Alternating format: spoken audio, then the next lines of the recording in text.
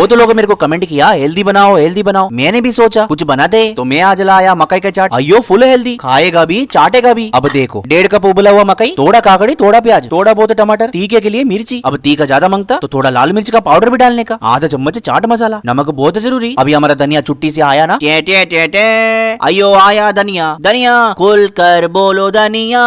इसको गद्दी पे बिठाएगा ना, ये सर पे बैठेगा, खींच के लाओ जमीन पे और फेंक के मारने का, बहुत छुट्टी मारता है। अभी ढक्कन लगा के इसको अच्छे से हिलाने का। अयो हो गया रेडी, खाली नींबू निचोड़ने का, ये हो गया हमारा डाइट वाला सैलेड। अब इसमें मेरा तरीका जो मोटू और पेटू लोगों को अच्छा लगेगा, 1 चम्मच शेजवान चटनी, तुमको तीखा लगता थोड़ा कम लेने का, अयो फिर हिलाने का, अच्छा लगता। हो गया ना जी मस्त। अब नींबू निचोड़ने का, अयो बीज गिर गया, पौधा उग जाएगा, निकालो इसको, बना के खाने का और सब्सक्राइब करके जाने का, ठीक है।